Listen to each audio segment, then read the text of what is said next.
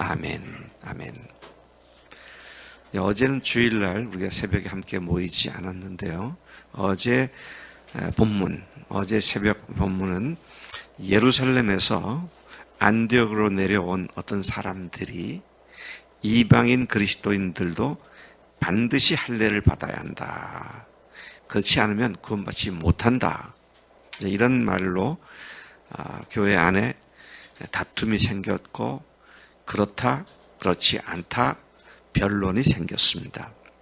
그러자 안디옥 교회는 이렇게 해서 우리가 다투고 해서 안 되겠다.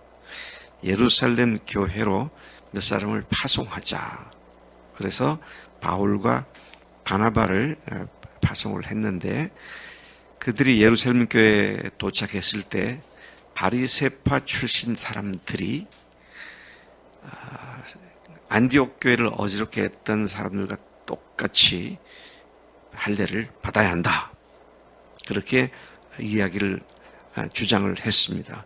자, 그러자 그 문제 때문에 온 사람들에게 바리새파 출신 사람들이 할례를 받아야 한다라고 하니까 베드로가 나섰습니다.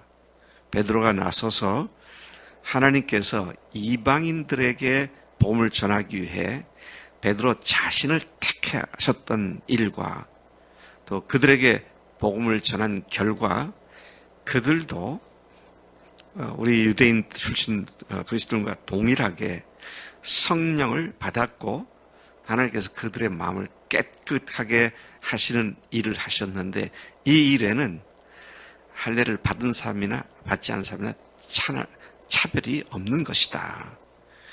그런데 우리도 또 조상들도 지킬 수 없었던 감당치 못했던 율법 준수의 멍에를 이방인에게까지 다시 지워준다는 것은 말이 안 되지 않느냐. 이런 말을 하면서 베드로가 바리새파 출신 그리스도인들의 주장을 갖다가 지적하고 부당한 것을 반박을 하며 변론을 했습니다. 베드로가 그렇게 했죠.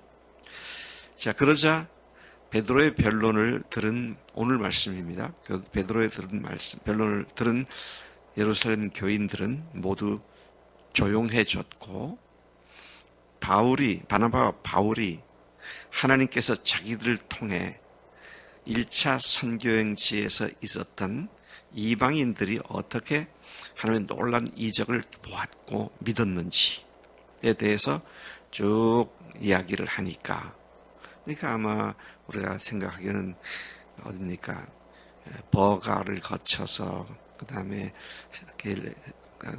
안디옥을 거쳐서 이고니온을 거쳐서 그 다음에 루스트라를 거쳐서 더베를 거쳐서 그곳에서 하나님께서 하셨던 일들을 쭉 1차 선교행 때 있던 일을 이야기를 한 것으로 보입니다. 자, 그런 놀라운 하나님의 일들을 열심히 들었고 두 사람의 말이 끝나자 이번엔 야고보가 나섭니다. 여기 말하는 야고보는 예수님의 제자 중에 한 사람인 야고보가 아니고 예수님의 실제 동생입니다. 예수님 실제 동생이 예루살렘 교회에 오늘날 말하면 담임 목회 역할을 했습니다. 모든 교회 행정이라든지 교회 모든 조직과 구조나 질서를 이끌어가는 야고보가 말을 합니다. 어떻게 말을 했는가 하면 하나님이 처음으로 이방인 중에서 자기 이름을 위할 백성을 취하시려고 그들을 보내신 것을 그러니까 바나바 바울을 보내신 것을 보내셔서 돌보신 것을 조금 전에 시몬이 말했는데 시몬은 베드로잖아요. 베드로가 말을 했는데 이는 선지자 아모스를 통해서 하나님이 하신 말씀과 정확히 일치한다. 그러면서 아모스 9장 11, 12절을 인용을 해서 뒷받침을 하고 있습니다. 이후에 내가 돌아와서 다윗의 무너진 장막을 다시 짓고 또 그 허물어진 것을 다시 지어 일으키리니 이는 그 남은 사람들과 내 이름으로 일컬음을 받는 모든 이방인들로 주를 찾게 하려 함이라는 말씀과 정확히 일치하는 말씀이다. 이렇게 이제 야고보가 아모스서를 인용해 가며 이방인에게 복음을 전하는 것이 합당하다. 이제 이런 이야기를 하고 있습니다. 그래서 이제 이런 말씀을 인용한 뒤에 야고보가 자신의 의견을 제시합니다. 그러므로 내 의견에는 이방인 중에서 하나님께로 돌아오는 자들을 괴롭히지 말고, 할례를 받아야 한다 이런 말로 괴롭히지 말고, 다만 결정적인 것들, 하나님의 자녀들에게 너무도 중요한 것들 4가지는 그들을 지키도록 하게 하자. 그 4가지가 뭐냐? 우상의 더러운 것, 음행, 목매어 죽인 것, 피를 멀리하라. 피에 대한 말을 하고 있죠. 우상의 더러운 것은 뭡니까? 하나님 외에 다른 어떤 우상도 섬기지 말라는 그 말씀이죠. 또 음행, 성적인 부도덕한 행위, 성적인 문제죠. 또 피를 멀리하라는 말은 살인이죠. 그 다음에 목매어 죽인 것은 생명과 죽음을 혼용하는, 그런 혼동하고 있는 이런 문제에 대해서는 분명히 그들이 지켜야 한다고 편지하는 것이 옳겠다. 이런 제안을 합니다. 그러면서 그가 덧붙이는 말씀이, 예로부터 각 성에서 모세를 전하는 사람이, 그러니까 율법을 가르치는 사람이죠. 안식일마다 회당에서 그 글을 읽음같이 우리가 이 편지를 각 교회에 보내서 예배 드릴 때나 모일 때 읽게 하는 것이 옳겠다. 이런 제안을 하게 되죠. 그 얘기를 듣고 온 교회가 그게 좋겠다. 그게 바른 일이겠다. 이제 동의를 하고 22절부터 35절까지는 이방인 신자들에게 보내는 편지 내용이 소상하게 기록되어져 있습니다. 사도와 장로와 온 교회가, 이 말은 뭡니까?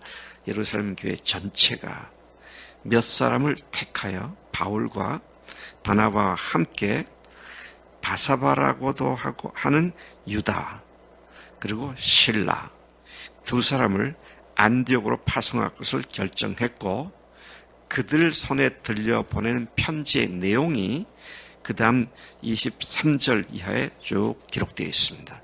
자, 어떤 내용을 썼느냐?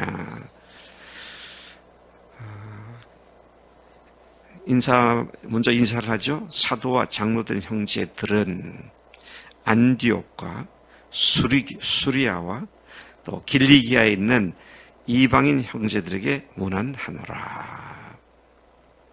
이게 안디옥뿐만 아니라 수리아, 시리아, 또 길리기아 이 일대에 있었던 사람들에게 그들의 기준이 될 수 있는 근거를 제시해주고 있는데요.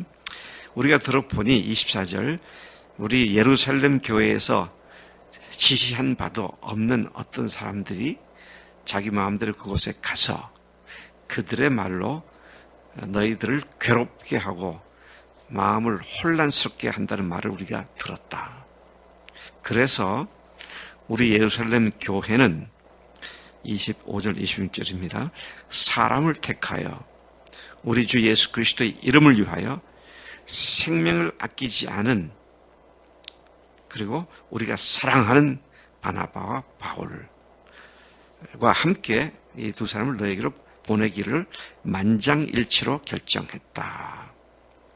근데 여기서 또 주목해 볼 것은요, 바울과 바나바에 대한 그들의 호칭입니다. 그들의 수식어인데요. 우리 주 예수 그리스도의 이름을 위하여 생명을 아끼지 않는 바울과 바나바, 우리의 사랑하는 바나바와 바울, 그렇게 하잖아요. 우리 김대훈 형제 앞에 붙는 수식어가 복음과 교회와 영혼을 위해서라면 자기 목숨이나 시간이나 돈도 조금도 아끼지 않고 마음대로 하나님께 드려서 쓰는 형제, 그래서 너무도 우리가 사랑하는 형제 김대훈. 대훈 형제는 그런 얘기가 수식어가 붙을 만한 것 같아. 그래요. 아이고, 대훈 형제 지금 만화 그래서 돈 벌잖아요. 근데 지난주도 보니까 월화수목금 계속 개인별로 만나서 밥 사주고 교제하고 계속 그렇게 한다기 쉽지 않잖아요. 근데 그렇게 하는 걸 보면서 참 귀하다 그런 생각을 했어요. 이럴 때는 에린이가 와서 들어야 되는데 어디 갔나?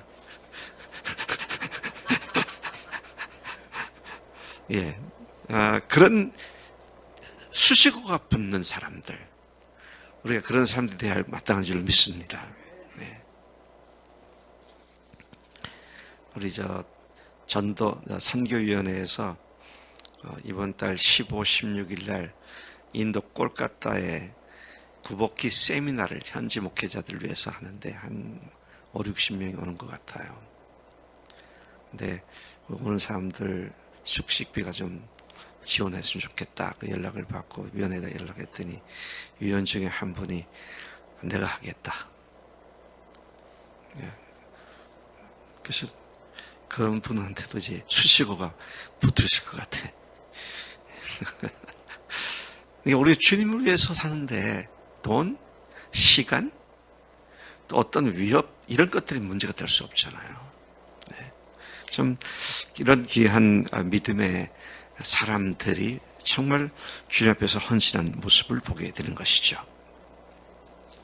자, 그런데 너희들에게 다른 거는 문제가 되고 문제가 될 수 없고 너희들을 괴롭힐 수 없지만 네 가지 우상의 제물, 피, 목매어 죽인 것, 음생, 이게 순서가 약간씩 바뀌긴 했지만 하나님 외에 다른 신을 섬기는 것, 또 사람을 살인하는 것, 또 간음하는 것, 그 다음에 생명과 또 죽음을 막 함께 그냥 섞어 있는 것, 이런 것들을 피해라. 그리하면 잘 되는 것이다. 너희들의 삶이 잘 되게 된다. 그리고 그 외에는 아무 짐도 너에게 지우지 않은 것이 옳은 줄 알았다. 그러면서 너희가 평안하기를 원하노라. 교회가 교회들에게 이 문제가 되는 것들을 완전히 정리해주는 그런 조치를 취한 것을 보게 되죠.